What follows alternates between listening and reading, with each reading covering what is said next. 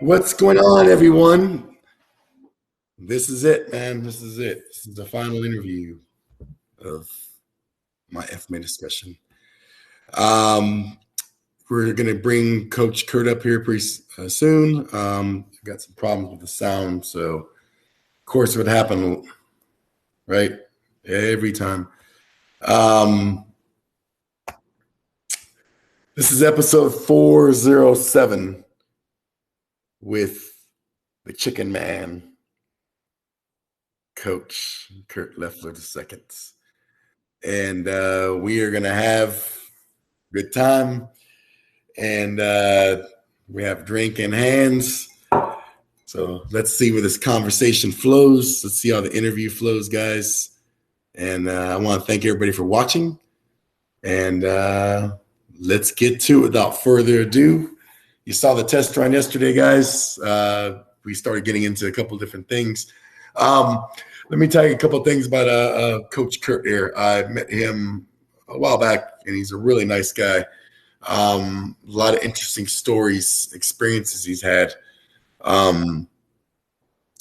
with his career in martial arts and life in general. So we're going to go ahead and delve into that. So without further ado, let me stop rambling on, and let's bring the man of the hour up, Coach Kurt. He's getting the rubber chickens wrangled right now, so let's bring him on. Hey guys, how's it going?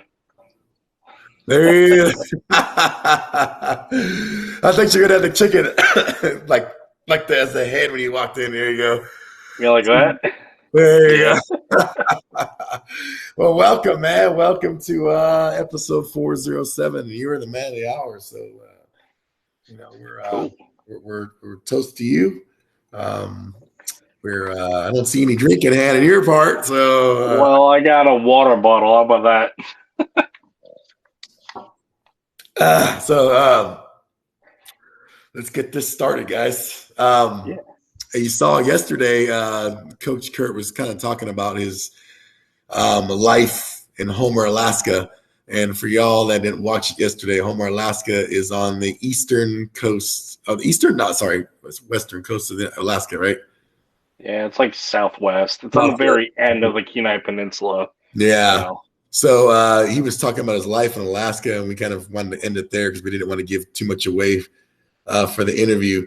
So let's go ahead and since we're here and we got some people joining us right now. Guru Terry from Stockton, a loyal follower since the beginning.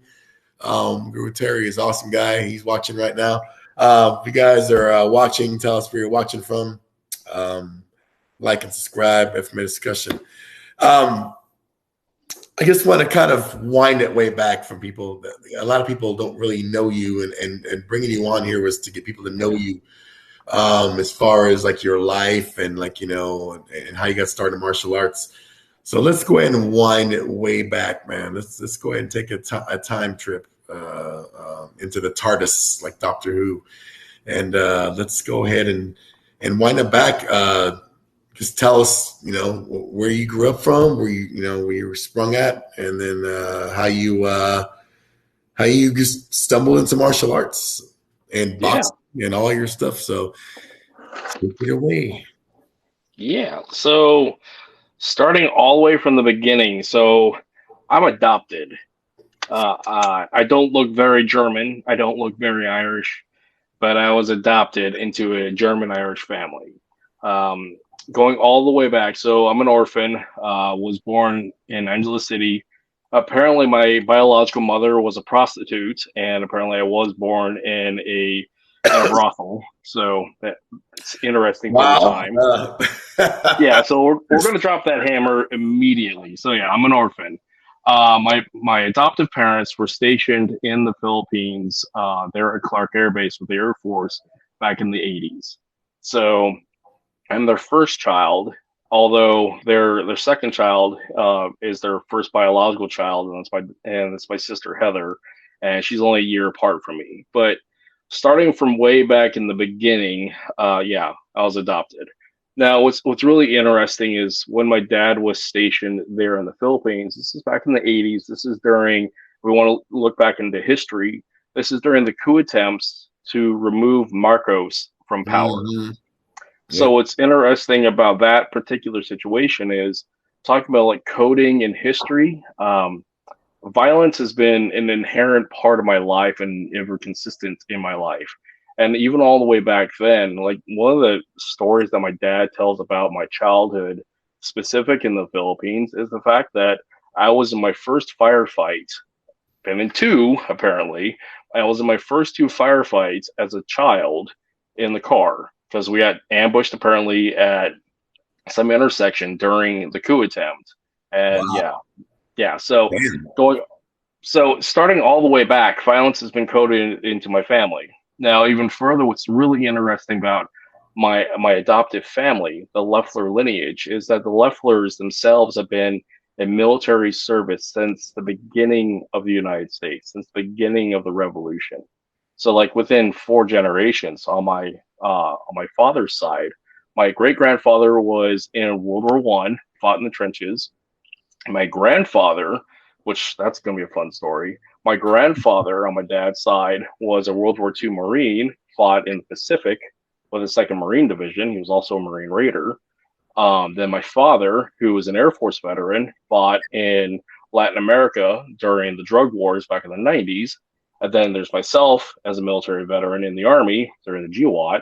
And on top of all that, my youngest brother, who I'm 16 years separated from him, he just came back from overseas, just finishing out the closeout and dealing with Ukraine and dealing with pullout of Afghanistan. So military is inherently intrinsic to my family line, as is the martial arts. This is my adoptive family, not my biological family, because I only have reconnected with some biological family as of like the past couple of years.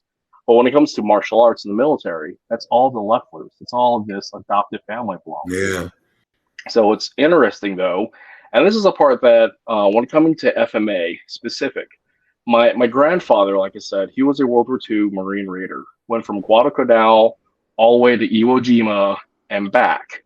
And what's interesting about him is that he brought some form of Filipino martial arts back to the family.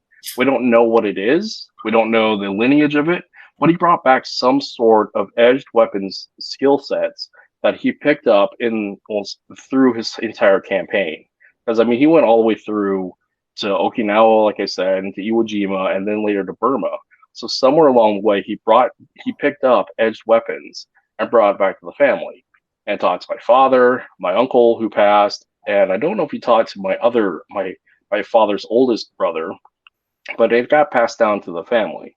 But what's interesting with it is I didn't formally get introduced to FMA until I was about 12 years old when I was at a taekwondo school in Utah. And there was a Filipino gentleman there who was one of the black belts, saw me swinging sticks, swords, and knives, and was like, "Oh, you're Filipino. I'm Filipino. You should know what FMA is." Like, Doesn't it always start out like that though? Like they yeah, somebody like, "You're Filipino. I'm Filipino too." Like, yeah.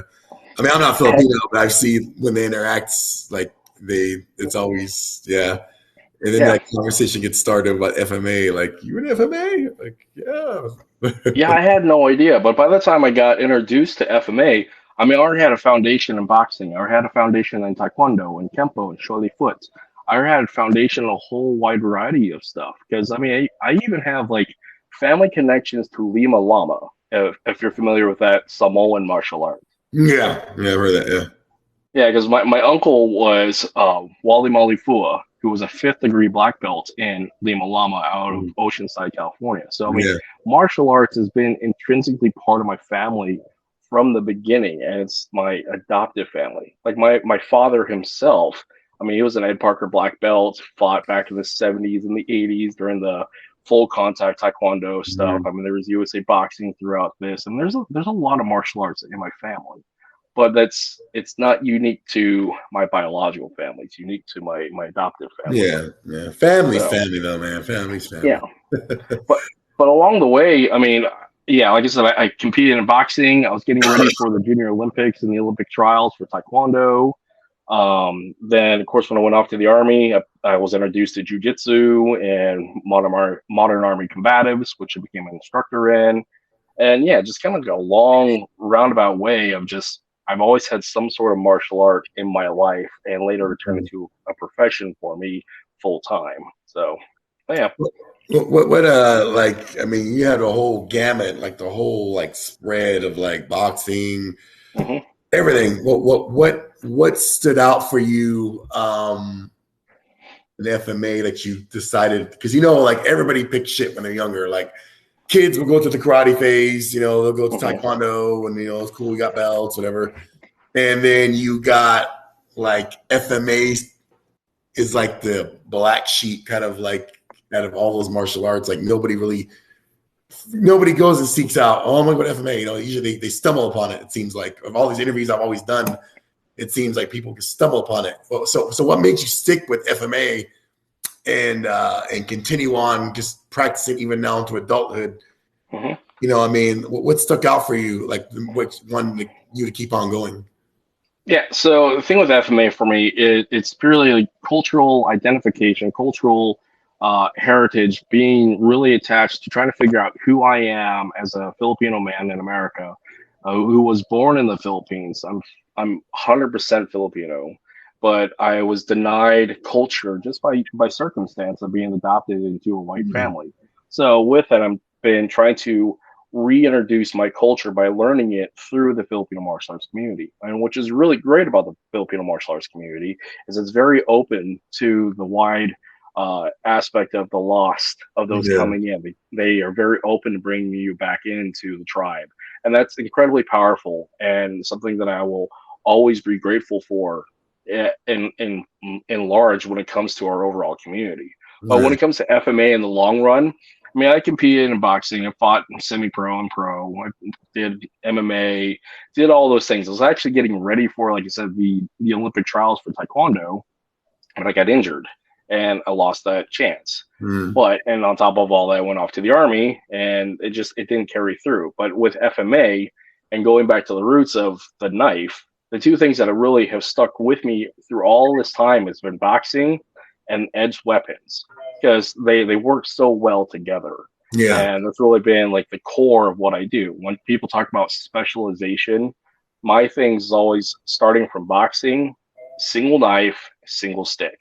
Mm. I like Sinawali, I like double work, but it's not where I'm great at. Yeah. But what I prefer to be at, especially all the way back to like my family tradition, is always started with single knife. So, and that translates over to single hand or with boxing in general. So, Um.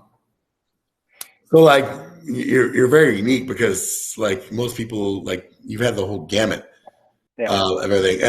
I'm glad you mentioned the boxing and knife thing, which kind of leads me to my next question.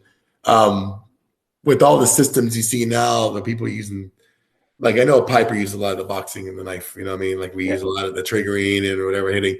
Um, is that something that you think that you like is going to evolve into maybe another kind of whole new hybrid system, or is it just people just experimenting and playing around with it? To use a chicken analogy, it Do the is a chicken. question. It is to use a chicken analogy, okay? It's a matter of chicken or the egg. Which informs which? Is it Mm, the hands that inform the knife, or is it the knife that informs the hands? Because as a medium of transportation of that skill set, that those tactics, it's the human frame. Whether or yeah. not we have a blade or a fist, I mean, it's a matter of circumstance. Now, obviously, there are specific things that we can do with a knife that we can't do with a hand, because the knife doesn't bleed, our hand does. But when it Mm, comes to being the vehicle of transportation of a tactical technique, it is the body. So it's cyclical, because the fact is humans figured out how to fight a long time ago. Fighting is really, really simple. It's not easy, but it's really simple. So the tools evolve as time does and as technology does. But the fact is, I highly doubt martial arts is going to be absolutely changed by time, because mm, until we evolve to have like extra limbs like a tail, it's still going to be the same. We're still fighting the human frame. So the blade and the fist, I mean, they go hand in hand together, to use another pun, but the yeah. fact is they both inform each other. And and like I said, it goes in cycles. People will rediscover old truths that have been around since the beginning of time, Yeah. since man Yeah. figured out how to kill And I man. think we need more people like you. Like, there's a lot of people out there experimenting and not afraid Yeah, to put their shit out there, yeah, and and just like show like what, even though it's playful experimentation, it's still like it has some meaning behind it. It's not just somebody, screwing off and whatever. Which leads me to my next question, and everybody wants to know, what is the deal with the rubber chicken? How that gets started? And okay, I was gonna go there already, so I'm like, I have yeah, to yeah. go there now and like ask like how The that. rubber chick, yeah. So the rubber chicken, the deal with the rubber chicken, the rubber chicken has been something unique to me since I was a child. Um, it's always been a part of like my sense of humor, and I've always brought it into martial arts expression of some sort. I mean, even when I had the gym, our quote unquote mascot was a chicken. I mean, I had days called chicken days. It's always been a thing with me. It's just people like certain things. I like rubber chickens because I think they're funny.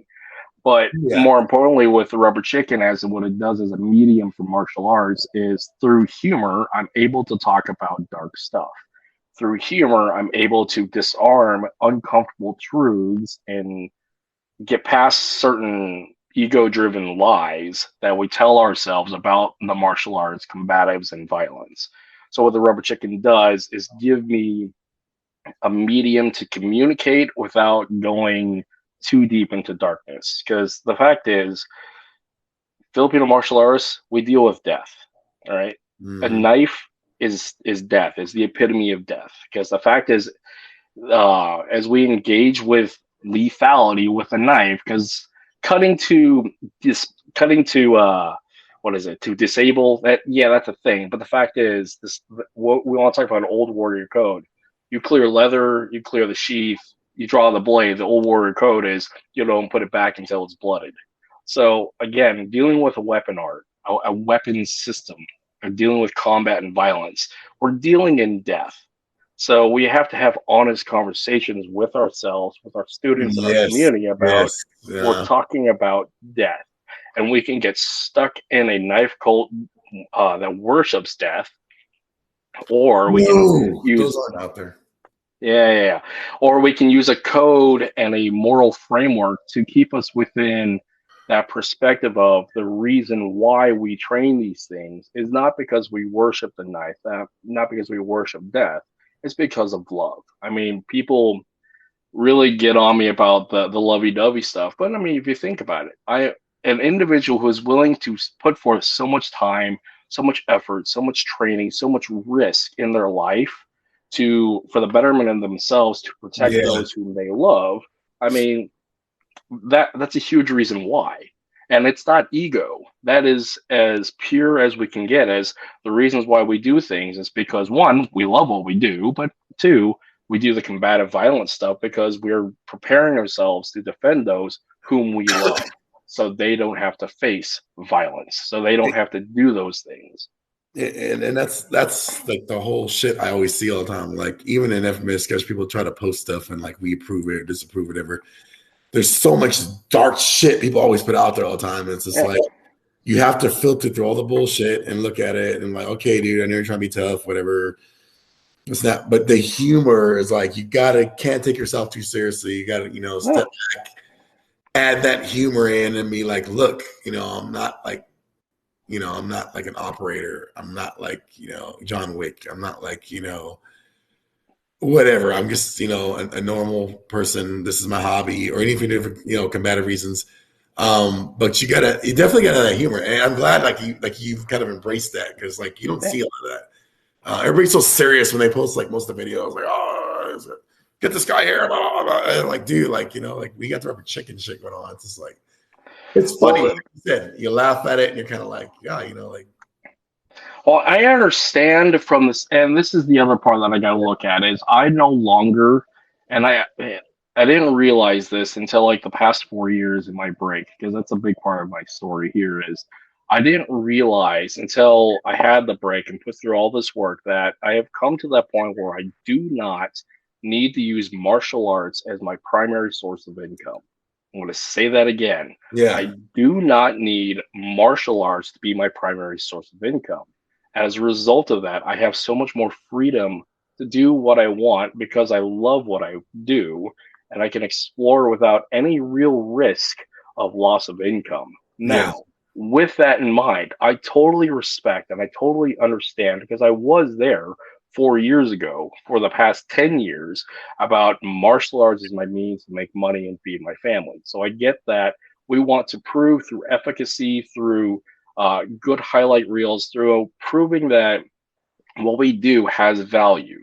And I understand and I respect that. And my hat's off for anybody who's going to use martial arts as a medium to make money and to feed their family. Because the fact is, Yeah. we as a community of martial artists, we spend more time at our craft Mm. than most people do with anything in our lives. Because if we Yeah. start really, really small and we do this all the way to adulthood to professional, I mean, I'm almost 40 and I started Yeah, martial we arts when see I you was old five. now. We said that I'm almost 40. I'm like, damn, I remember I was 40. I used But to. still, Yeah. what do you think about it? That time Yeah. you spend in the training of martial arts, I mean, that's more education, continual education than most people do with a PhD. So that right there, we should know our stuff. And I understand that as somebody who's trying to make money off of it because it's their business, there is that need to prove You what they do have, works. yeah, but when you make it as a living, like if you're doing this shit for a living, like this is all you do. Like, I mean, I wish I could do that shit. So I'm not gonna hate, I mean, I do what Yeah. I do. But I do it as a side income, but I'm not doing it as my source of income. Yeah. But you have guidelines you have to follow, like you said. You have like shit you gotta like can't do this, can't do that, because you're advertising to the public. But Yeah. when you do it as a hobby and you got like even me, like I got students private, like like I don't have like a school. Yeah. Um, you got more freedom to let loose, like let your hair down, do Yeah. just be more artistic, and get away with a lot more stuff. When you're catering to the public, there has to be the guidelines. Know this, know that. You know what I mean? You can't do that. You can't talk about this. You can't show that. So I feel in a way it's kind of a curse because it kind of restricts you Hmm. because you can't fuck up and like do something where it's going to cost you your business and then there goes all your money. You're screwed. You're out of a job. Like you said, when you have something like you're doing, you have more fun because Yeah. you're able to do artistically and express yourself. You're able to do more exploration without the guidelines and without like, God, if I do something this and I screw up, my business is gone. Yeah. So, which leads me to my next question. We know that you got to give us a brief insight of how you got into FMA. How Yeah. did how did the boxing? Because I know we were talking before, and you have like a lot of connections in the boxing world, Yeah. and we talked about boxing being a foundation for good self defense. Knowing your stances, knowing your cross hooks, your jabs, stuff like that. I started out in Muay Thai, so I never did Western boxing, Thai Yeah. boxing. Um, I would always want to learn Western boxing. I kind of did it for a couple of weeks, but then the guy I was training with, he had some family tragedy, he sent out of COVID and shit, and like he had to stop it. Yeah. But what made you gravitate towards boxing rather than all the other different kinds of stuff that's out there?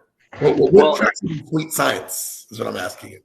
oh yeah. So it's a couple of things. One, boxing has been the foundation of my family's martial arts. Period. As like my so my adoptive family, we have history and lineage that goes all the way back to Ireland with Mhm. Irish boxers. Then we have riverboat boxers, and then my grandfather, who was a Golden Gloves boxer. My dad was a Golden Gloves boxer.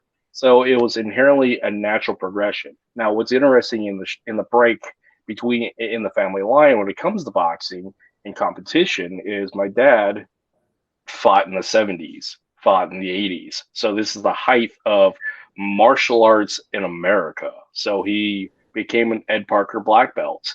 So a Kempo black belt. He became a Taekwondo black belt. He became a master in Taekwondo. Mhm. So he gravitated toward that, and that translated to me.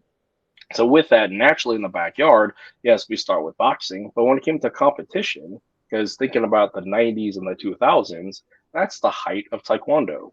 So what really brought me back to boxing is losing Taekwondo, losing sport karate. Because I mean, I fought at NASCA all the time. I fought the point sparring. I fought all the open, full contact stuff. But when I didn't lose my leg. When I broke my leg and I lost my shot for the Olympics for Taekwondo, I just stopped, and I was very angry for a very long time. And even to the point, I went down a rabbit hole. My first flirtation with opioids that started that long trend of an opioid addiction for me. It lasted for me for about 10, 15 years now, and that journey. But losing Taekwondo brought me back to boxing, especially coming back from the military standpoint, is I have a permanently injured leg that disallows me from kicking stuff. So in the very short, coming back to boxing is simply because I've had to modify my movement and application due to a lifelong injury. I cannot kick people in the face any longer. I would love to, but I can't. Yeah. But I can pivot, I can move, and my hand speed directly translates to stick and knife work. So that's where it starts there. Now, the other part, what it does for a vocation, when I owned a gym, I had a fight team that I trained, and we competed quite often. And on top of all that, I was part of a fight promotion. So it was a natural connection, because talking about FMA as combat sports, there is yet to be something that's consistent and sustainable as Filipino martial arts as combat sports. People come to a martial arts gym wanting to learn karate, learn Tai Chi, or they want to do the MMA side of learning jiu-jitsu, boxing, Muay Thai, leading into MMA and whatnot. So it was a natural shoe-in. So I really honed in and stuck with boxing because I came back to it as a result of life and injuries and then modification and preference. So, and that's long and short of it, really. We definitely, as a couple comments, I appreciate your honesty about, your addiction stuff. Guys, when we do these shows like this, and I know, like, being Coach Kurt, we talked like in private about, addiction stuff. I mean, obviously it's, what people choose to talk about in public is what they choose to talk about. But we all have, skeletons in closets. Even me, so we got, but when someone comes on here like Coach Kurt and like talks about that stuff, it's definitely something that a lot of people that are probably watching it resonates with too. And we admire you for that because, even though you had that, you still persevered through, the boxing and the martial arts stuff like that. So with the boxing stuff like that, so like you said, you prefer, like, as far as teaching, I think we talked about this before. Do you prefer teaching boxing or FMA? It's, again, to use a chicken analogy, it's chicken or the egg. So FMA, you start with a weapon and then figure out the body. With the rest of the world, you start with the body and then eventually learn the weapon. The fact is, in my perspective, it really depends upon the person, how you feel, and how that works out. It's really not, there is no wrong answer, because the answer is, how do you make this work for you, the individual who's learning this stuff? So I like using boxing as an athletic foundation to figure out hand speed, body mechanics, just general athleticism and control of the body. But just in the same, that's where I love dance as well. Dance is a phenomenal medium for teaching body control, rhythm, timing. What kind of dance are we talking about? We're talking about some like boogaloo shit? Are we talking about like I know Guru Tom's watching. He does that the salsa. I don't know if you're that elegant or extravagant like Guru Tom is to do like the salsa work, but I mean, like, what kind of dancing are we talking about here? See, now we're going off a whole new shit now. Like, we're talking about the boxing. Whole other lane. I mean, I was a b-boy back in the day. I mean, just like everybody else. I figured you were, man. Like, But with that, I mean, the dance, I am one of those who's of the opinion, if you can't dance, you can't fight, kind of thing. Judge me all you want, but that's just my opinion. It's funny you mentioned that, because I see a lot of videos of people posting shit about dancing correlating with FMA, like the footwork, like the body movements, stuff like that. And I think Guru Tom's still watching. He probably leave a comment in the comments. I think he might even incorporate some of that in his, like, when he teaches. Well, think about it. Let's get a little sciencey here. Let's think about it. Let's preface this. Is I am not a I'm not a doctor. I'm not a scientist, but I've been Come doing on, man. We martial can arts for pretend a to be long anything time. on this show. Yeah, yeah. So, but let's get a little sciencey here. Let's talk about bilateral symmetry. Let's talk Mm, about complex cross-body patterns. Let's talk about complex neurological load.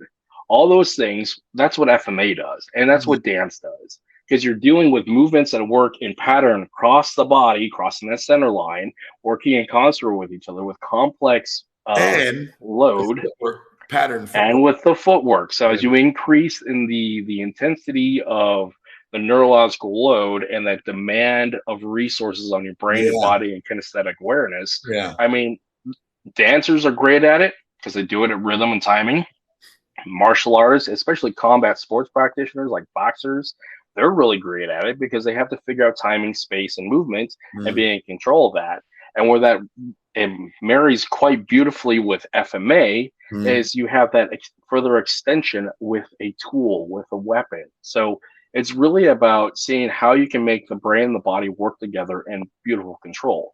And mm, this is actually the part that keeps me in FMA versus anything else is from the scientific standpoint of body control, because another part that I talk about a lot is my head trauma. I have the reason why I stopped boxing is I have permanent brain damage. I'm teetering on this diagnosis of dealing with a neurocognitive dysfunction disorder, dealing CTE. with CTE, post concussions. I'm in TBI. I was diagnosed with that 4 years ago, and I've been trying to find a way to reprogram my mind and my body to work for me. And I'm not the only one who has. There's a lot of other people who doing the same work. I mean, if you look at like the cognitive Kali um, thing from I think UCLA, Yeah. if I remember correctly, but they're talking about neurological load and longevity for building kinesthetic awareness and just overall body control for the brain that's been damaged and injured. So what FMA does is it keeps me there to express and do movement while I recover with my new sense of biological composition as a result of injury and life. So, but what that disallows me from doing is boxing. I can't fight anymore. And honestly, I really don't want to anymore Yeah. because I don't like getting hit in the face anymore. I mean, I do, but I don't. But Yeah. the window of competition is so small, especially if you've been doing this stuff for a long time. I mean, I got my first You full have a contact. short lifespan, right? I mean, you don't like Yeah, last very long. Fighters don't last very long. Yeah. Yeah. Exactly. no, especially if you started young. Because my Yeah. first full contact taekwondo match, I was 11 years old. I mean, it was full knockout. I knocked out my best friend at a state championship with a roundhouse kick to the face. I mean, that's 11 years old. I Yeah. mean that and carry that level of trauma consistently throughout life as a competitive sports athlete, that stuff compounds on you. And it's not about the level of intensity of the singular. What they're Mm, finding, especially after the GWAT, is it's the frequency of traumatic impacts and repetitive impacts. So if you do the math on it, say on average, I've been boxing for 20 some odd years. I'm taking a lot of hits to the face. And on top of all that, my style of boxing is kind of stupid as well because I fought heavy and short, and I would just wade in and eat punches, and yeah, it's bad. So but the I see long, what you're saying about about the concussive part of it, because like yeah, even like if somebody like right, you said in the GWAT, like the theater explosions, yeah, IED stuff like that concussive stuff. A lot of the dudes that even weren't even like blown up, like physically blown up, the yeah, concussion. I felt a concussion when I was there yeah, at a Bagram. Someone tried to attack the fence. They blew up an IED outside, suicide bomber. yep, And I was like way away from it. But that yeah. shock wave from the concussion, from that explosion, Oh that yeah, was like close to, I mean, that shit rattled my brain like for at least a day. yeah, Just, yeah, the concussion of it. So you definitely have the hits to the head like that over the years. Yeah. yeah. So do you think, like, in your opinion, like, I think we might have dwelled in a long time before, um, with some of the veterans that are coming back, and I know a lot of people are going to hear about this, a lot of stuff, because we're both veterans. So a lot of people Yep. that are watching probably won't understand of it. Um, do you think that teaching the FMA, not the knife part, I mean, just patterns of sticks Hmm. can regenerate memory, cognitive skills in the brain? Because I see a lot of people have done that before, like with physical therapy. Like, people do Yeah, horse therapy, you do the physical therapy with the movements, just kind of like, do you think that's a good thing that maybe somebody with a veteran with PTSD or somebody with brain trauma should try to not get full blasted to, but like try to learn so they can get that cognitive skill and memory all back, like just with light drills, stuff like that? You think that could benefit? absolutely. Absolutely. So I'm going to use myself as an example. Filipino martial arts, specifically with cross-body patterns and doing bilateral symmetry with a complex load for neurocognitive regeneration and neuropathway reprogramming is a key part of my recovery. It is specific to what I am dealing with dealing with trauma recovery, head injury, and just dealing with life in general, trying to embrace a new sense of self after all that trauma.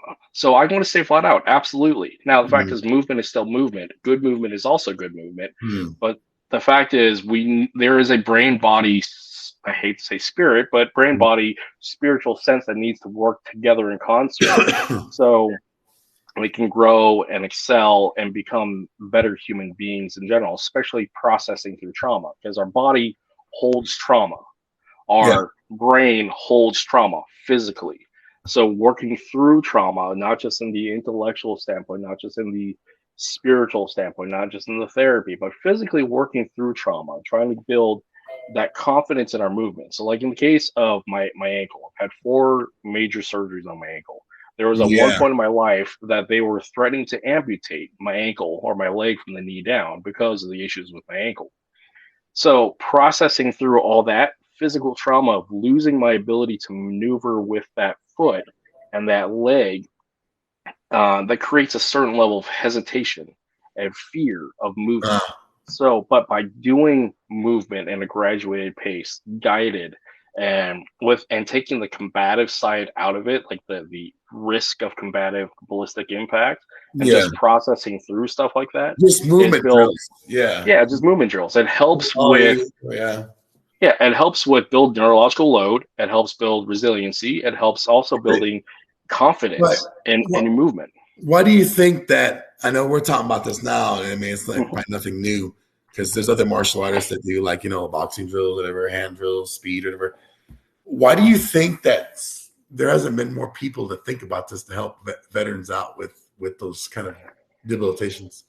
Is it because they're afraid or they misunderstood FMA, or is it because something maybe they haven't caught on yet to? Because it seems like I, something that really benefit, people, vets, stuff like that. so I think it's frequency and availability and presentation. Because the two things that we run into with FMA is one, we have the cultural side of it's Filipinos, with swords, sticks, knives, feathers, loincloths in the jungle. So there's that cultural heritage standpoint.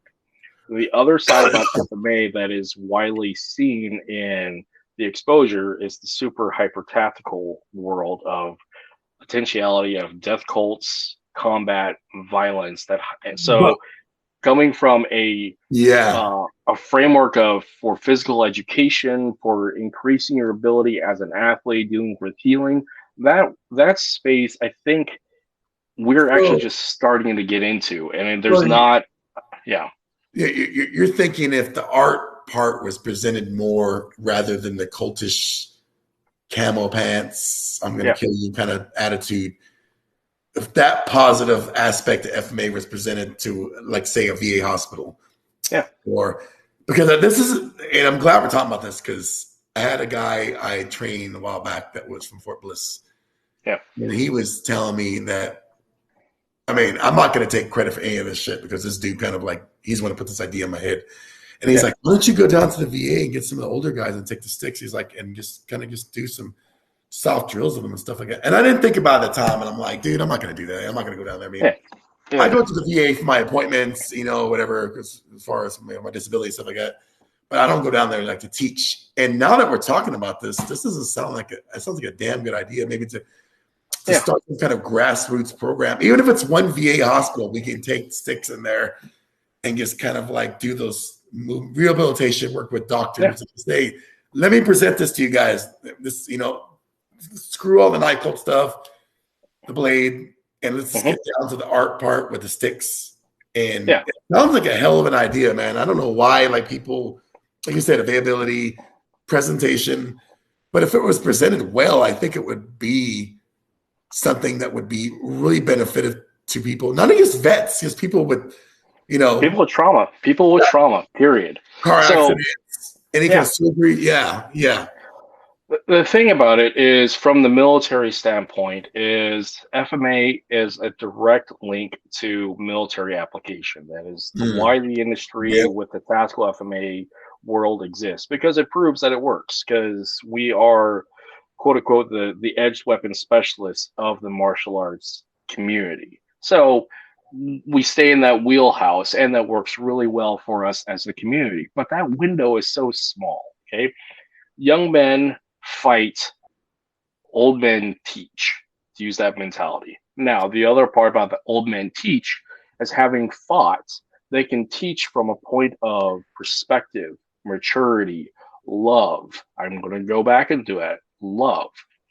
Because they can teach what they love, that they can teach from a point of love, that they love this new generation coming in, saying, hey, I got you. I love you enough that saying, hey, I can help process and guide you through this so you don't get lost along the way. Let's talk about veterans coming out of the GWAT specifically. We lose a tribe.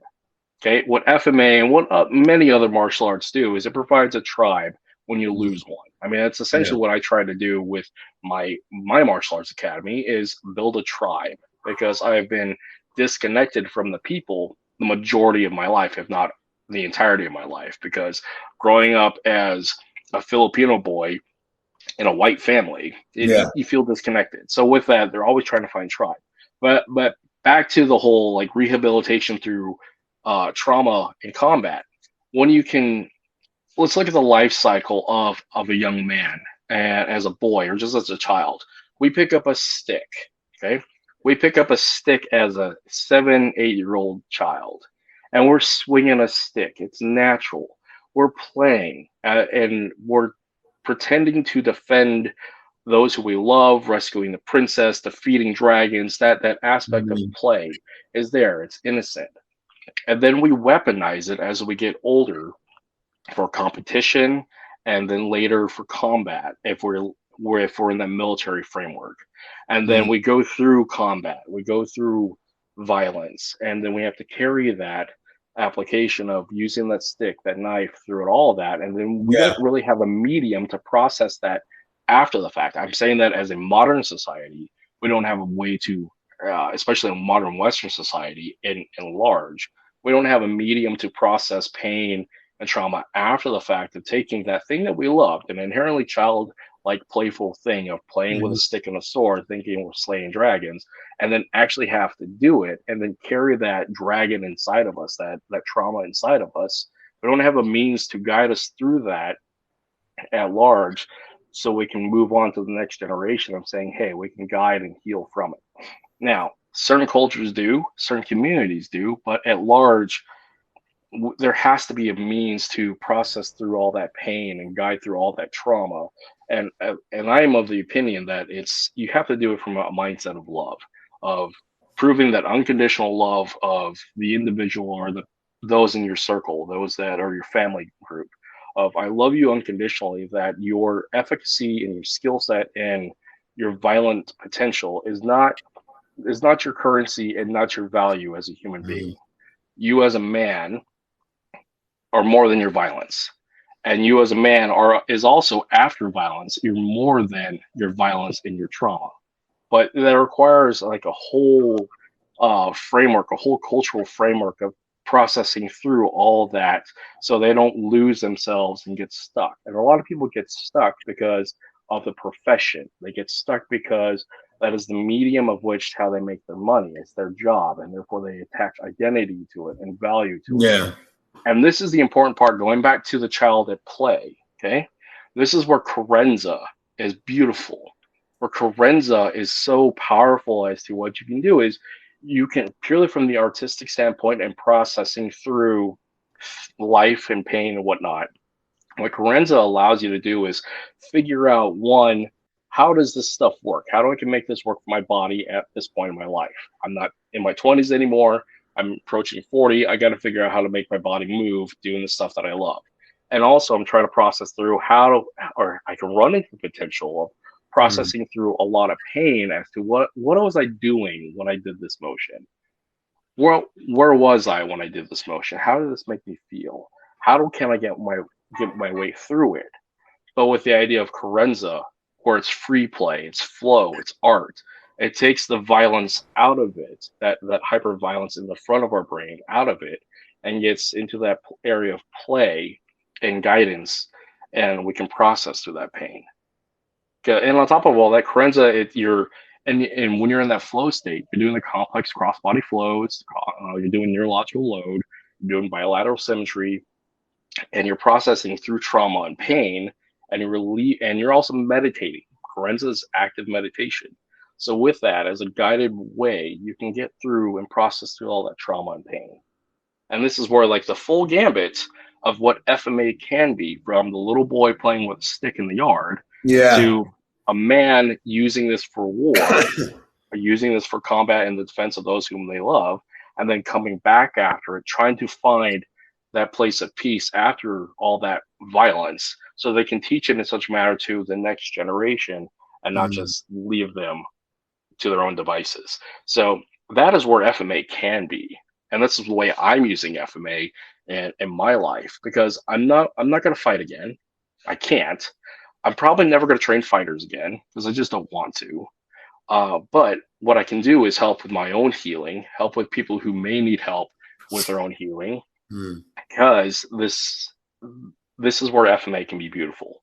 It's not very sexy in the standpoint of, hey, I'm going to get a lot of contracts with this for the military, but there's more to life other Yeah, but than the militaristic application. it's not about the money. It's about helping your fellow Yeah, vets out. It's about, your brothers and sisters that serve with you. It's about helping the community. And I think a lot of people everybody gets so invested in the mighty dollar, like, how yeah, much money can I make from this seminar? How much money can I make from this system? Instead of worrying about everybody that knows me, and there's a couple of people that are watching here, knows that I'm very generous when it comes to stuff. yeah. I don't care about the money. It's never been about the money. I've taught people for free Mm-hmm, in the past. I don't need the money for it. mm-hmm, But we need more people like you that think like that want to help people out that need help. Like I said, you said it perfectly. We get ingrained in this whole cultish stuff about we're a combative system, which, it was born, through battle. yeah. But nobody's talking about the healing properties. And I think that's something that we need to address more about, where this can take us as far as helping lives get put back together that were shattered by PTSD, by combats, by, just trauma in general in your life. We need to start exploring those options more to do good with this art, rather than teaching somebody to break somebody's arm and punch somebody's eyeball or cut somebody's eyeball out. Yeah. And I'm glad that we're talking about this now, because I don't think this has ever been talked about this in the show before. Probably So not. Yeah. I'm glad we're going there, and we're having this discussion about where we would like to see this both go. You And I want to think, dig? okay, You John, want to dig? You want to dig further into the weeds here? Here's an interesting one. Okay, we just spent 20 years fighting two wars, and we retreated out of one. Okay, we just watched the abysmal retreat. I'm going to say it: the abysmal retreat and abandonment of Afghanistan don't after tell me. 9/11. It makes me upset every time I talk about it. Yeah, me too. Okay, me too. Being in that shithole for 2 years and then watching it install, giving back. Yeah, it's just, yeah. Okay, now let's let's dig a little further, because I'm going to dig into some shit here. Um, there's two types of combat veteran. I mean, that's an overgeneralization. Let me restate that. That there are two types of combat operations from two different types of soldiers. Okay, you have your general forces soldier, like your average infantryman, who typically is lower enlisted, who was out there with a minesweeper sweeping Yeah. IEDs. Okay, there's a lot of fear as to that locus of control is gone because they're just out there waiting, or they're getting ambushed on a convoy, and it's just they're waiting for the inevitable. And when the inevitable occurs, it's very traumatic because they were not in control of the scenario. There's always that aspect that they felt lost. They're out of control. They're caught off guards, and they're having a lot of issues with it. To the other side of it, talk about like the special operator. Okay, the special operators, they were able to exact their mission and engage with their kinetic action when they wanted to do it. They could choose the fight that they wanted most of the time. And they end up dealing with a whole lot more death than the average soldier who was sweeping mines, who was sweeping IEDs, or getting ambushed occasionally on a convoy. But what we find is the average soldier, that poor little E3, is the one who gets stuck in trauma for the rest of their life because they were that sense of lack of control in their scenario, and then their circumstance stays with them. Versus the special operator, who had lots of control, who chose to engage in combat when they wanted to, took that initiative, was proactive. And so there's a lot of special operators, obviously, that have PTSD and deal with all that trauma. But in the means, when we talk about communities at large, people who are dealing with trauma versus they chose to engage with violence when they needed to at their point versus those who had violence done to them, there's a big difference of how they respond and hold on to that and process through that. Yeah. I want to use myself as an example. I have had no problems with a lot of the fights that I got into as a kid dealing with. I was on the moral justification of defending myself, those whom I loved, and whatnot. I had no problems with doing military operations and potentially getting into violence and training violence for the sake of the reasons why I was doing it. What I've been holding on to for 20 some odd years is violence that occurred to me beyond my locus of control. Such in the case of when I was a homeless teenager living in my car in Southern California. I was attacked in my car while I was sleeping, and I had to defend and engage with an edged weapon. Okay. And I've been processing and holding on to that for 20 some odd years now, versus all the other fights that I got into as a young man, defending myself, my siblings, and circumstance. Those things I could justify. I could justify warfare. I could not justify and understand being attacked in the middle of the night in my car. So, it's that whole locus of control and processing through pain and trauma. And that perspective is often lost with a lot of people who teach martial arts in general. Because in the case of like dealing with my grandfather and my father and all that, my grandfather, World War II Marine Raider, okay, he saw a lot of combat. Oh yeah, and a lot of that, and that combat came home with him. And I remember watching him be such a changed man. I never knew who he was beforehand, but the fact is, I saw as trauma held on to him and as PTSD held on to him, and he's going through dementia, and as seeing all the violence come through, those core memories of violence coming through, nobody was there to guide him through all of that. But somebody was sure there to teach him how to do this stuff. But nobody was there to teach him how to deal with it afterwards. Exactly. You get discarded after you do what you do, and nobody cares about you afterwards because your job's already completed. It's the same thing like with me. Like, nobody cared when they're over there. Like everybody's bitching about, we work 17 hours. We're launching aircraft out. They're running sorties out all night. Flying CAPS, Combat Air Patrol, close air CAS missions, and a lot of guys it's wartime. It's combat. You don't get any thanks or anything, but you sure the hell get used for it. So what we were talking about is we could use this for positive instead of always negative all the time, which is good. I wanted to, before we go any more, there's a lot of people watching, so I wanted to say hi to everybody. Since this is going to be, the coup de grace here. Eric O'Brien said, "What's up?" Sean Chalafo I'm trying to talk. That's my fancy French interpretation. I think he's the French Canadian. He says hello. Brett Reese, longtime follower and watcher. He says hello from Kentucky. Of course, Guru Tom's watching. He says hello. We got a lot of people. Paul Rosales and Atoka Nicole. What's up, fellows?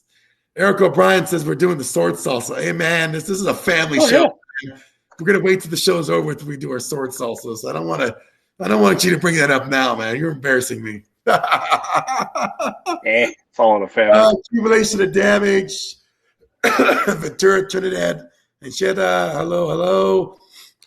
Guru Alvin Abano. Hello from San Francisco. Paul Rosal says he suggests interviewing some folks that use FMA during World War II, if you can still find them. Man, those guys are fucking few and far between to find. A lot of those guys are gone. You're lucky if you find some that are still coherent, even talk. He said the way that it says the veterans do that time that did the way to handle issues way different than now it's done here in the U.S. Kudos talking about this. One of the reasons the masters of veterans don't teach what they learned was due to war. Paul is a fellow Air Force veteran, so thank you for his service. Chris, Chris Nolly, good evening from Georgia. Julius, long time, one of our former co-host there. He says hello. What's going on, man? Sean says my French is awesome, man. You don't got to say that. I know it's shit, dude. I tried the best I could, man. And I you know what, dude? Like Sean, like I don't know what part of Canada you're from, but I used to party up in Canada all the time, man. I was stationed in Minot, North Dakota, so I used to go to Winnipeg, Brandon, Regina, Saskatoon, all the Saskatchewan, man. I used to like party every weekend at fucking places. I used to love Canada. It's like one thing about Canada is I've never seen a bad looking woman in there at all. Like they've always were beautiful women in there, and the people were so friendly. Veterans in the house, man. That's right. We tried so long to make this kind of stuff kind of happen, and it's a shame that it happened this late. We just want to talk about. I know a lot of people might not be watching, might not be veterans, but I felt it was important. We just dedicated at least a little bit of the segment of the show to addressing some important veterans issues and how it ties into FMA and how FMA can help veterans with traumatic injuries. And now that we talked about this, I may even go next time to when I go to my next VA appointment and just kind of do it, director, and be like, hey, like I'm not going to charge. Can we just get some of your guys and just mess with the sticks a little bit, kind of like they shoot it down. They do. If not, hey, at least we tried. We try to get. Here's the other part. Here's another option. So. If you have a close network of veteran friends that you know personally, you don't even have to go through the official route of the VA saying, hey, let's come over, let's have a meal, let's talk about some shit, and do some stuff in the process. Because they built that tribe, that trust again. Because a lot of guys, they feel isolated and lost after the fact. So why not remove the clinical aspect of it? Because we're not clinicians unless we are. But we can be men. We're not trying to make it like mandated. Yeah, mandated. No, but we can be people who can talk about stuff. I mean, like two big things where I'm at now, because I don't have to use martial arts as a means for my income. Because I can ask questions why. My biggest thing that you see all the time is I ask, what is your why? Because that matters throughout the entirety of your martial arts career, your martial arts journey. And the why changes depending upon what stage of your life you're at. And then caveat to that is my second question is why we fight. Why as a species, why do we fight? And that's the further continuation of that question is how do we process through violence and trauma, trying to understand violence and trauma. So starts with what's your why and why we fight. And those questions, I don't know if they'll ever get answered, but amongst our peer group, amongst ourselves, we as individual martial artists, we can ask those things of ourselves at different stages of our life so we can grow. Because we're just going through the routine of learning whatever 12 count of whatever lineage and just doing that, then we are just regurgitating stuff that's been handed down to us. But if we are exploring, playfully asking why, then there's longevity, because fighting only lasts for so long. Our physical capabilities of fighting at peak can only last for so long. But our brain, hopefully, we have so much more of our life ahead of us other than our violence, other Yes. than our physicality as people, and our valuation as And individuals is yeah, not tied to our capabilities as well. But we have to be you, understandable of those mindsets. you know what too? It's like when you really look at shit and you really like take a long look at stuff and you think about something. What do you want to be remembered by? And this goes for everybody that's watching the show tonight. That's in there. I'm not going to direct this to Coach Kurt. I mean, because we can answer this question anytime. But I will ask him this. This is now we're on the interview. What do you want to like for everybody out there? Because it's not directed towards you. It's for everybody. Yeah. What do you want to be remembered by when you do your training in this art? Do you want to be remembered by how many black belts you produce? How many black belts am I producing? How many instructors am I producing? Or do you want to be remembered by the good actions that you are as an instructor, helping people that really need it?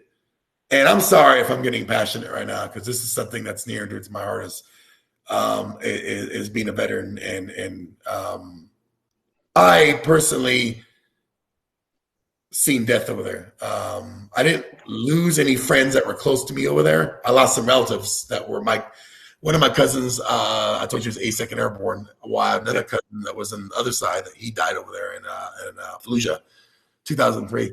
But do you want to be remembered by that, or do you remember by actions to help people who really needed it? And I hope people answer some of that question that's watching in the thing tonight. Helping our vets out, helping people that need help with disabilities. How can we make this FMA thing in the martial arts community benefit the community more and not yourself? Because I'm all about giving back and giving. But if you're just willing to take and you just care about yourself and you're not willing to give anything back, what does that make you as an instructor, as a person who's representing your system and your art, when all you're known for is what you produce, but not what you give back? And I challenge everybody that's watching. I'm going to sound like a fucking fundraiser guy. What was it? These kids, right? I'm going to challenge everybody that's watching tonight. If you don't do anything that's left in your career as a martial artist, if you don't give anything back, what will you be remembered for if it's all gone tomorrow? Remembered for how many people you produce or what you did to give back to the community. And it seems like, Coach Kurt, you've really tried to give back, and I respect you for that immensely. Thank you. A lot of people take, and they do for themselves. But what if, and this isn't directed toward anybody, this is for everybody. What positive impact have you made on somebody's life besides giving them a certificate or a belt? Did you mentor them? I'm not saying you got to pay their bills and wipe their ass, but did you get them to the tough times when they needed you to call? And I think you do this with your students too. And I've given I've told my students, let's get this all out of. My students are mostly women. I have 3 male students now, and I have like 10 female students. And no, I'm not a sexual predator. I'm not a pervert. Let's get that out of everybody's mind. I've told my students, if you guys ever broken down and you need your car like dumps, if you ran out of gas, if you have a problem, you call me and I will be there, because you are family as far as I'm concerned. Anybody that comes on, you're not just a number. You're not just a paycheck. You're not extra money for me to put gas in my car or for me to go buy a new gun. You are family when you come in here and train, and I make that people feel like that when they come in. I barbecue for you. I cook for you. I provide drinks for you. I have a refrigerator in the garage. There's plenty of drinks all the time. You help yourself. And I treat students like family. And I think you're the same way, because we talked about this before. Yep. But what do you give back besides, you take, but I challenge everybody that's watching tonight, where are you giving back? besides taking, because FMA is not just a take. It's any martial arts is a discipline, and it's a lifestyle you follow. You have to give back to the community. And I think that's, I challenge everybody in the future. If your students have a problem, or if somebody comes to you have a problem, they're not just a number, they're family to you. You got to realize you're spending all that time with that person on your own time, training them. That's being a part of their life. And they become family to you. Have I had some shit students I've been kicked out for? Yeah, I have. But everybody has that. But what are you giving back is my thing. That's my challenge every night. When you go and teach next time, just to ask yourself, what am I giving back to this person besides the knowledge to break somebody's arm or punch somebody in the nose? What positivity in their life am I giving back to them besides the arts? Yep. Mentorship, leadership, being there for them when they have problems. And I think that's important. I think you've embodied that because you've told me you've had that before. So I'm trying. So so to answer your question. Sorry, I went on a rant tirade there. No, it's good because damn it. No, this is good. This is important knowledge. Okay? Because anything we do in FMA discussion, anything that we put out into the world is historical. And we want to be remembered. I mean, we should be remembered for positive things. And we also should be remembered for shitty things as well. But the fact is it's not just one side of the coin. So for me in the case, what I want to be remembered, it's beyond, it used to be ego. That was me when I had the gym. Okay. I'll go into that story a little bit, but what I want to be as this new form of who I am through a whole bunch of work I've done in the past 4 years is I want to be remembered for being a good husband, okay, who loved his wife and was good to her. And in return, I want to be remembered as being a good father to my 2 wonderful children who loved them and they were loved in return. And they were safe and loved all the way around. Those are the 2 things that matter to me most. As for anything else, that's just stuff, okay? Anything else that I do that is like an activity, those are things of what I do, okay? They're not who I am. If it fits on, to use a quote from Andy Stump from the Cleared Hot podcast, phenomenal podcast, by the way, one of the things that has been really important for me as my transition after shutting the gym down, going through my own process of mental health and behavioral health and all that is really determining what is the difference between valuation, self-identification, and purpose of self. And it's the case of martial arts is what I do. It's not who I am. Yes. Who I am is I'm a husband and I'm a father. Everything else is just extra stuff. Okay. My identity, my value has nothing to do associated to martial arts. Now, some people at some point in their life, that's probably where they're at, and that's okay. And it's not good, bad, or otherwise. It's just what it is. But like in the long run, what I wanted to be remembered when I had the gym, I wanted to be known for my community good work. I wanted to be remembered as Coach Kurt. I wanted to be remembered all these things. And that was all ego trying to fill a void of things that I felt like I was missing in my life. I missed my tribe. I missed my biological family. I missed the things that I missed out on because of injuries. I missed all this stuff that was me. That was all ego driven.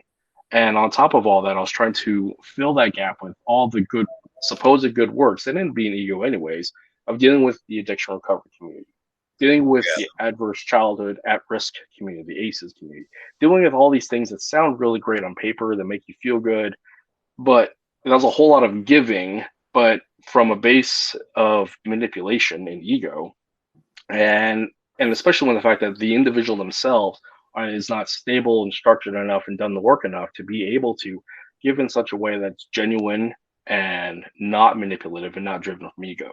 So one of the things that's been really important for me to get to this point in my life is the fact that I lost my gym, the fact that I shut down my gym, the fact that I lost at the height of it with the fight promotion, the fight team, the entire academy, and online students and students across the country. I had 300 people on the books. Now, that's not a lot, but it can be more. But well, it's a lot more than 13 I got. So, but that was a lot of that was ego. I was trying to be like, this is me, trying to produce the Alphas Kali fight team, trying to get the red dot out there to be valued and known and be all that. So, But let me stop you there. yeah, So, I'm gonna just want to ask you back up a little bit. yeah. So, do you feel if you own a gym, because you have, I've never owned a gym, so I don't know. Do Yeah. you feel that your ego gets, like you said, it gets more self-inflated? Do you feel more self-important?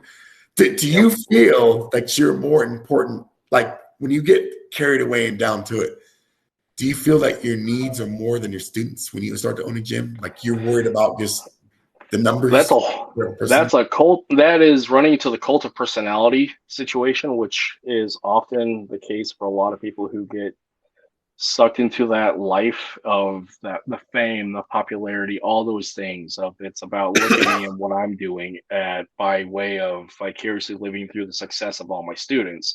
When the fact is that individual a good human being at their core? They may say they are, but the reality is, are they? Are they being there for their spouse? Are they being there for their children? Are they being there for themselves, for Hmm. that matter? Because they themselves, if they have not fixed themselves, got in a place where they're in a good spot in their life that they can be fully trustworthy and loving and unconditionally loving to their spouse and their children. Everything else is just extra stuff. It's all smoke. Okay. So like in the case of the gym, I mean, I was doing a lot of stuff, but I was in a very bad place in my life. Hmm. And I hadn't put in the work to get myself past a lot of the crap in my life. I mean, I was dealing with a lot of vicarious trauma due to a lot of the kids that I worked with. I worked with a lot of kids to the behavioral health community and dealing in the weight of knowledge of their circumstance, being participant in some of the caseload of their treatment plans and dealing with knowledge of that A stuff. lot of And pressure. it's a lot of pressure. And that's a whole lot of ego of saying, oh, yeah, I'm Hmm. doing a good thing. Or dealing with the addiction recovery community. I'm doing a good thing. I held a recovery community group in the gym. That was a whole lot of marketing and saying, hey, look, as a person going through recovery and helping other people going through recovery, Yeah. look at me, look at what I'm doing. It's like, but all of that, I mean, I was lying to myself, lying to other people because I was still dipping into the medicine cabinet. I broke my sobriety, and yeah, Did, it did all you came ever crashing down. did you ever feel at any time when you were this was going on and we had the gym that you were kind of like, how can I help you when I can't even help myself? Do you have those moments Yes, like, all the like time. I'm struggling with my sobriety. I'm struggling with me trying to just be a better human being, but then yet you want me to try to help this person to get right where they need to be at this Yep, plateau in their life when I yep, can't even take care of my own shit. And that pressure gets increased threefold because now you're like, I'm trying to look out for myself, but then now I have to look out for this person. And I'm sorry, guys that are watching. I know we're getting kind of off the FMA track, but this is an interesting conversation. Um, where you're just kind of like, I got to take care of my stuff, hmm, but what you're asking me to help this person in, not even just in the arts to get elevated in the art. It's just doesn't. Let's just forget about the art to increase their life, their value in their life. When I'm trying to pick up the pieces of my life, yeah, and so now the pressure on me is threefold. Like you said, how do I live up to expectation of becoming a better person, like you said, a better father, husband, practitioner? hmm, When I'm trying to do that, and you want me to help this person. For me, you're a better man than I because I don't think I could. I would never. Um, I think that I would probably step back and have to excuse myself from the whole situation because I would feel that not only am I destroying my life because I don't have my shit together, but now I'm destroying this person's life. I'm trying to help because I'm not giving them 100%. hmm, I'm trying to help myself, but then like you want me to help this person. I've never been in that situation like you have, so I applaud you for bringing this out. And I think this is a first that we've talked about it from a discussion. We're always talking. This is a discussion podcast, and I think that discussions need to be had. yeah, Mental health, not just in martial arts, but in general with veterans and just people in general, but especially in the art part, yeah, because you have people with the evil mentalities, right? yeah, And then you got people with severe trauma, PTSD, abuse, sexual abuse, rape, yep, um, maybe some kind of combat shit going on with them, domestic abuse. How about, and we're not even talking about the women that come to some of these. Okay, we'll get Yep. that to later.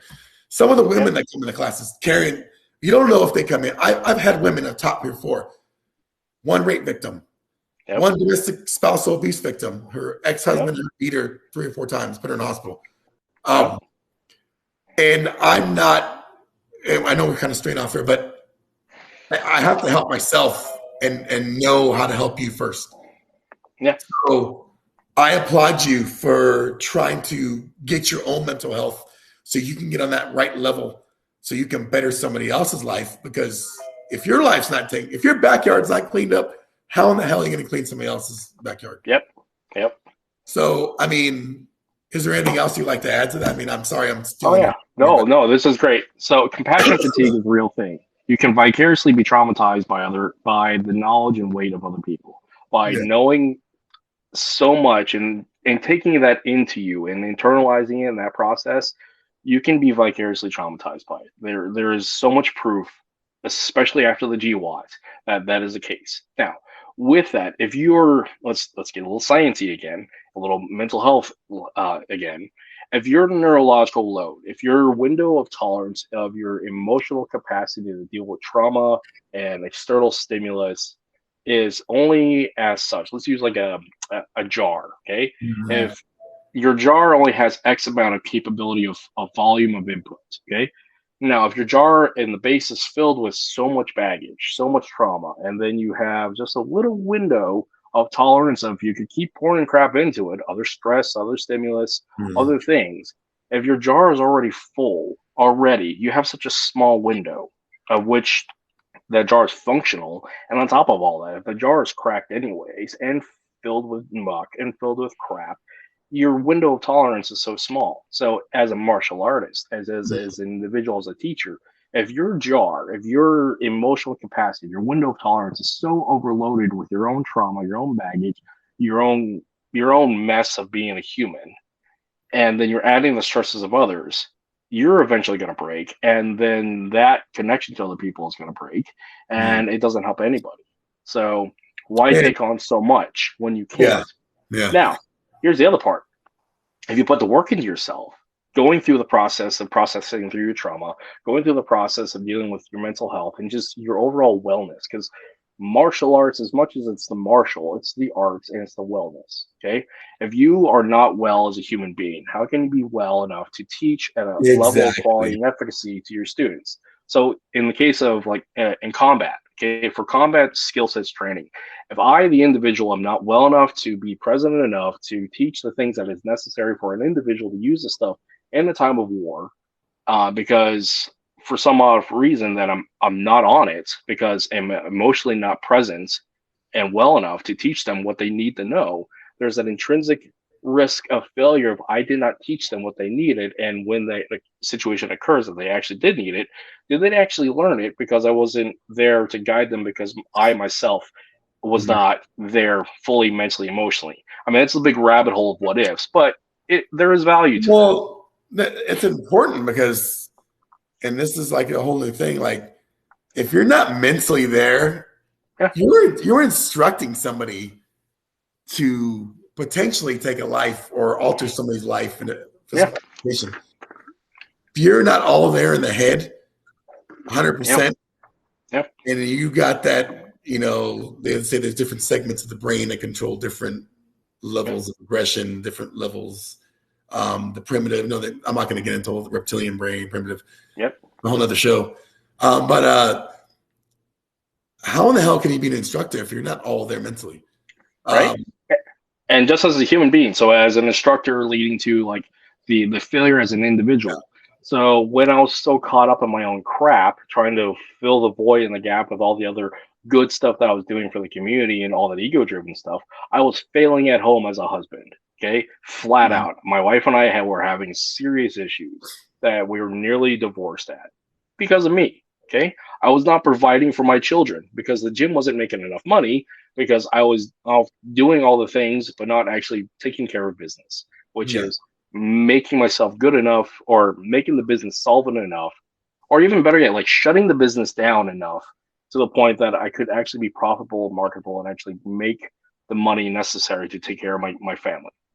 It took me a long time to figure that out, to a point of catastrophe with a suicide attempt. I'm going to flat out tell you. 2019, I had a suicide attempt that led for me to shut down my gym. Okay. There's more to that. But the fact is, I tried to commit suicide in 2019 because the weight and pressure of all the shit that I was trying to do came full force. Not it just in case of like my home life was Overwhelmed you. failing. I Yeah. was failing, and I was failing my students, and all that pressure boiled up and led to a catastrophe. Fortunately, I suck at suicide. So, with that, and on top of all that, COVID was a terrible time for a lot Oh of yeah, people. that put a lot of people over the edge. Yeah. Yeah. However, for me, it was a blessing in disguise because what it allowed me to do is spend the time working on myself, my family, my marriage, and process through all of this stuff so that Better, I can better yourself. Yeah. yeah, so I can come at the community as I reemerged into the community again here in 2022, 2023, back into the community. I can be my legitimate self, rubber chickens and everything. I can be my legitimate, caring, loving self for the community. And I don't have to do this from a point of ego because I'm not trying to make money at this. I'm not trying to make myself the best guy out there. I want to be who I am. And I want to do the things that make me happy, things that I love. And I want to share that with people. And also with that, I want to give them without disclosure or full disclosure of this is who I am. This is what I deal with because it may be valuable for somebody else. Because I know I come off as foolish all the time because I ask questions that are seem very naive. And I do that intentionally because I am willing, because I've got to the point in my life that I don't care enough that anybody views whether or not I'm good. That doesn't matter to me anymore. Mm. What matters to me is if we're to discuss about stuff, there's a lot of people who are afraid of prejudice, afraid of ridicule, afraid of just asking questions for fear of that guy is dumb. So why is he asking? You should know better. So with that, I am willing because, and also it helps me learn. I am willing to ask the quote unquote naive questions for the potential of ridicule for the benefit of the community for people who are afraid to ask questions. Mm. Because one, I'm not trying to build a brand. I'm not trying to make money off this. And again, I don't care enough for it to matter if somebody says that I'm stupid. Yeah.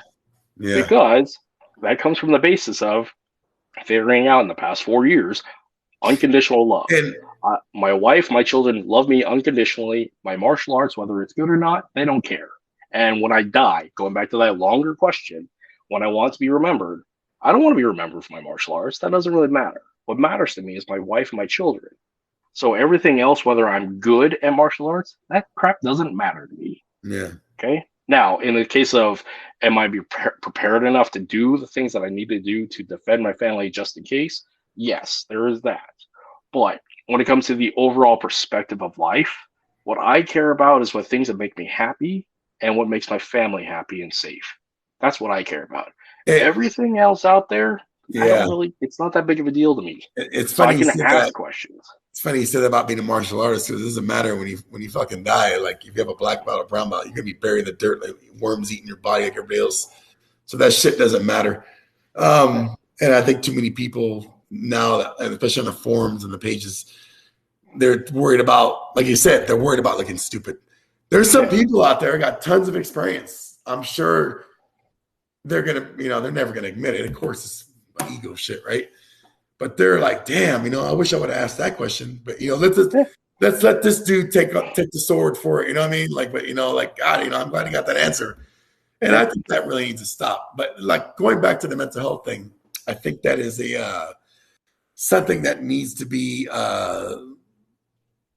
not brought up more, like as far as being a martial artist, because the mental health thing is a big part of the art.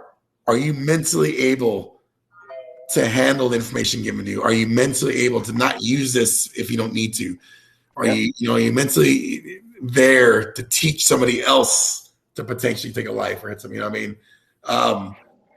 And narcissism, the cult attitude, the know-it-all attitude, the holier than thou attitude is rampant Yeah.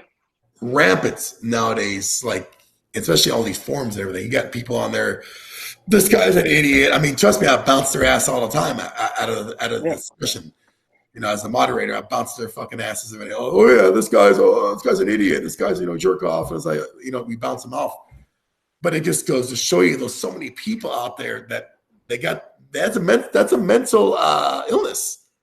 Yeah, it All is. that we just talked about is a mental illness.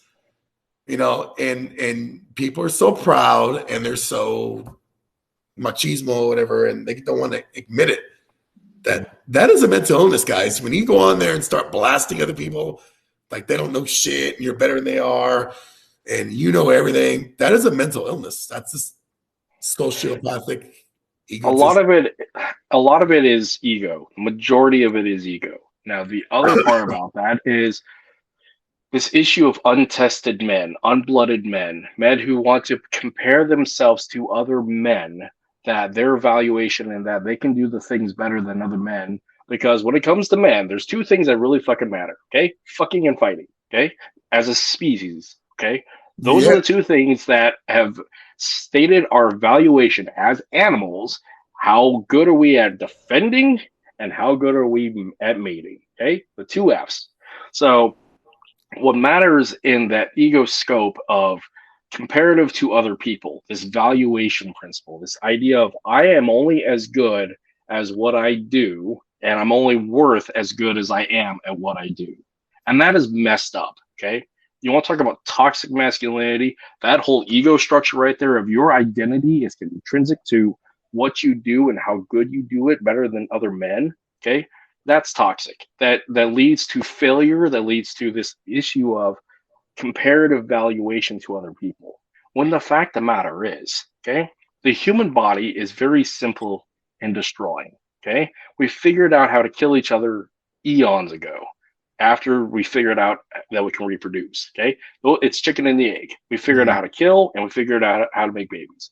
Okay, so whether or not we're good at it at either, that's a mental state, because the fact is, unless we're doing this as a job, okay, unless you're in a profession of arms, your efficacy compared to the enemy, not your fellow man, not your teammate, not your fellow soldiers, the enemy, that's when it matters. But when it comes to a community, an online community of martial artists who have come together online in the shared experience of the thing that they love, the Filipino martial arts, who in here is their enemy? And if there are, that's sad. Okay, that's how we don't progress. That's yeah, tribal and that's nonsense. Unless we are literally, unless you're in a profession of arms where you're actually dealing with the enemy, people that you legitimately hate as in the standpoint of you're willing to kill them. Okay, violence and warfare. Unless that is the case, there, your efficacy and equivalent value is not, you shouldn't compare. You shouldn't have to compare yourself mm, because you're already here in the FMA discussion. It's already accepted that you love FMA. We love FMA. We all love FMA. We came together to talk about FMA. Now, evaluating our sense of purpose and identity and efficacy compared to another person and saying that, hey, they're better at it, therefore I hate them, that's stupid. And that's unenlightened. And that's sad.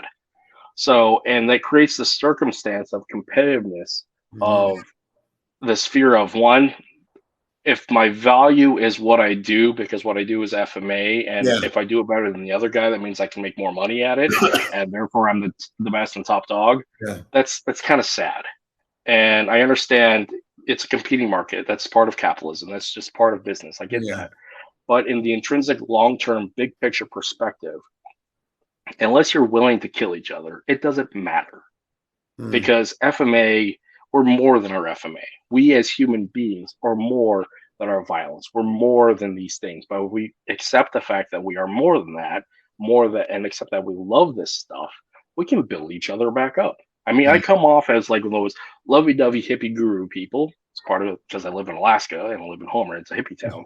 But the fact is, we as a community have already agreed that you love what you do. We love what we do. We should love it yeah, together and we should build each other up. So let's do that.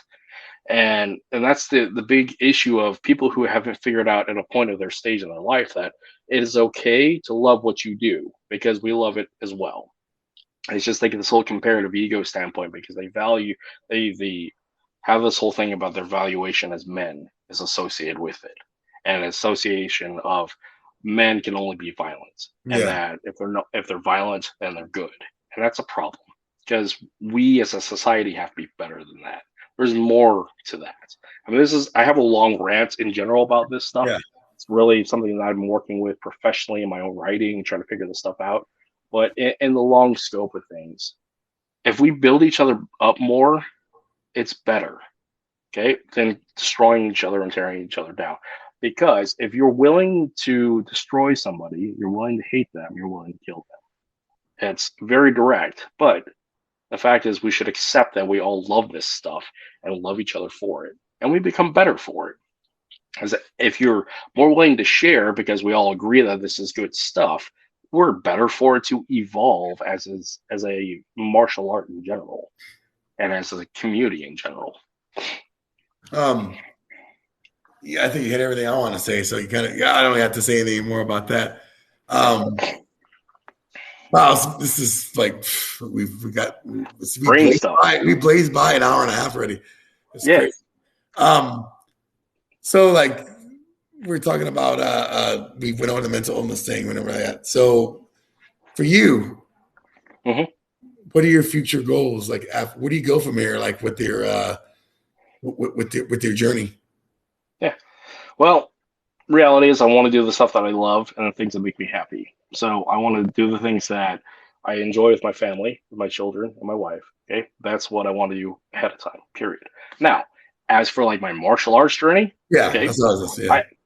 I am a currently and have been a student underneath, what is my title for him? Guru Tuhan Cry Coach Belton Lubis. I'm going to say that again. I'm a student underneath Tuhan Belton Lubis out of Washington down there.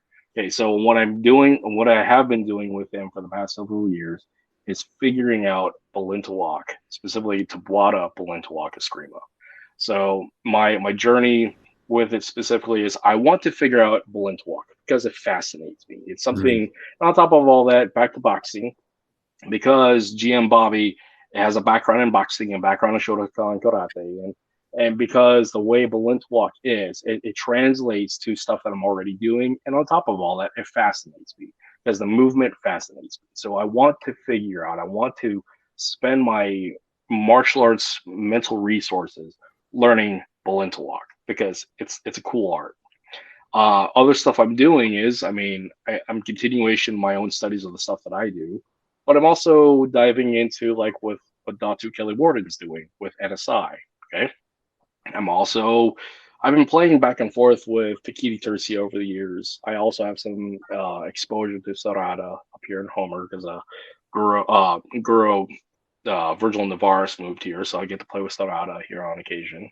But in the long run, I'm not going to open up a gym again. That ship has sailed. But I do have a group of training partners that I still work with that's been with me for 10 years. I do have a couple athletes that I work with one on one. I have some veterans that I work with. But as for my long term martial arts, immediate and long term, my long term is trying to figure out how this works for me at every stage of my life. In the immediate, I want to figure out Balintawak because the stuff fascinates me. In the overall scope of the Filipino martial arts community, I want to continue to engage with this community from genuine positivity, love, and care because I love this community. Okay. This is I don't cook very well. Filipino food is phenomenal, but I don't cook it. My wife does. Better But learn. I'm trying, but what I do is I do FMA. And what FMA does is help me reconnect my ancestry, my heritage, and my people Yeah. to a part of me that's been lost the entirety of it. So that's how I'm doing that. So yeah, that's in short. I mean, I have some stuff that I'm flirting with, working with some agencies here in town and here in the state. I mean, I have a couple of fight promotions that want me to come back and do stuff with them. But it's really what's really important for me now in my life is the power of no. I can just decline stuff and that feels good because Yeah. I'm not having to chase after that dollar, I'm not having to chase after those leads for students. I can do martial arts because it makes me happy. So, yeah, that's basically what I'm doing. That's great, man. Now, there's some other stuff, though, that I'm doing online. No. There's some other stuff. So, guys, like, we were all going on an hour and 37 minutes, so it's we're about to wrap everything up. So we have a little announcement to make. Me and Coach Kurtz are going to be doing our own podcast, and it's going to be called Fight House Talks. And you're going to be seeing. I'll be posting the new banner, and we're going to be launching in June. June. We will send invites. I will make posts, and we got some great guests lined up for you guys. Now, for transparency for everybody, okay, what this is a companion podcast for all the many of martial arts podcasts out there. What this is also going to give us the freedom to do is talk about some of the emotional stuff. We can talk about the mental stuff. We can talk about the veteran stuff. We can talk about a whole lot of other stuff outside the scope of Filipino martial arts. So I want everybody to understand this isn't in competition to FMA discussion or FMA talk or anything out there. Yeah, we want to make that apparently clear right now. Like this is no we're not in competition with any podcast, FMA discussion or wherever the hell's out there. This is our own thing that we're doing. We've decided that this would be good for the whole martial arts community as a whole. And the other announcement I was making, this is my last interview on FMA discussion. I will be no longer conducting any interviews with FMA discussion due to making the decision to branch out and try my own podcast. We hope that everybody that's watching tonight and that watches this telecast will support us. We are going to be independent. Like I said, we're not in competition. We're not getting paid. This is something that me and Coach Kurt felt that we needed to do to just kind of broaden the whole aspect. MMA, boxing, combatives, blade techniques, FMA, C-lots, BJJ, right? Veteran stuff. Veterans. Talk about veteran stuff. Veterans in the martial arts community. Veterans. So this is going to be great. I hope you guys support this. I also want to take time, since we're at the end of the interview. I don't want to steal your thunder, Kirk's coat, but I want to do my emotional goodbyes. But I want to thank everybody who's watched me, even though there hasn't been that many people that watched me do these interviews over the last couple of years. Those of you who have supported me, I want to thank you for watching me, for supporting me on the channel. I want to thank Guru Dean for giving me the chance to come on and be a part of this great podcast and meet so many great people. I would definitely cherish the opportunity that he's given me and the voice he's given me to be on this platform. I want to thank everybody that's watching and everybody that supported the channel. It's been an emotional ride, guys. It's been on the show now for about 3 years. But I felt that it was time that I needed to grow and kind of just do my own thing. I hope everybody understands why, whatever. I'm sure nobody's going to miss me on this show pretty much. But it was an emotional ride, guys. I still will be from time to time moderating on here. I won't be doing any more interviews, though. You won't see me on the camera anymore. But I will be doing some moderating still on the show, on the forum anyway, on the page. So I'll still be around, but it just won't be doing interviews. I'll still be here. Me and my rubber chickens will still be here. I'm not going anywhere. The rubber chickens, we're going to have some. I don't want to keep, plugging too much, but this is going to be a raw, candid, uncensored podcast me and Coach Kurt are doing. Okay. If anybody knows me, I'm outspoken. I'm blunt. I use a lot of foul language. You can expect all that on the new show that I'm going to be on. Okay. So don't be shocked when you see the F word flying around constantly. Guru Kurt is going to be my voice of reason, my yin to my yang. He will keep me check from time to time. He might smack me in the face a couple times with the rubber chicken virtually. But it's going to be great, guys. And I'm going to make the announcements on my personal page. I will be uploading to FMA Discussion the link and our new logo. So hope you guys will give us a chance, hear us out, watch our show. Should we reveal who the first guest is, or?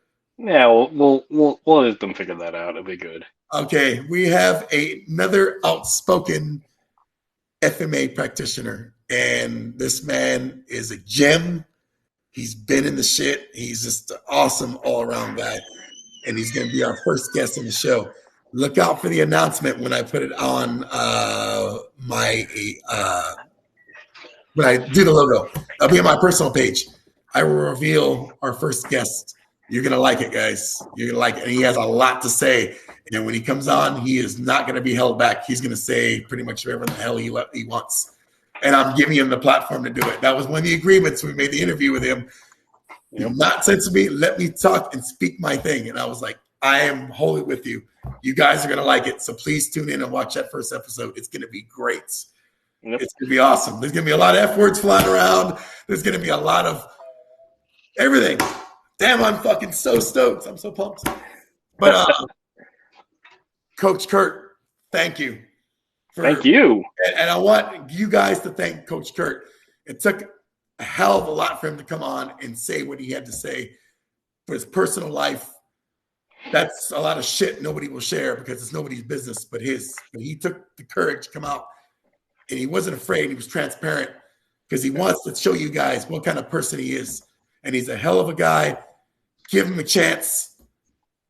When he comes, when we do the show, you're going to see he's going to talk about a lot more. And can we just we're not going to give names, but we're going to have a rundown of guests. We got UFC fighters, right? Potentially. Mm-hmm. We got people from female practitioners, African-American practitioners, a lot of female practitioners, UFC fighters, MMA fighters, professional boxers that are females. So guys, these shows going to have it's going to have everything. Yep. It's going to have everything. But we don't want to give too much away, man. Okay, here's a couple of names. Coach David Carey, 2008 boxing Olympic team. Good friend of mine out of Anchorage. Professional boxer, Olympic boxer. That's one. Okay. Taylor O'Donnell. Okay. Olympic wrestler.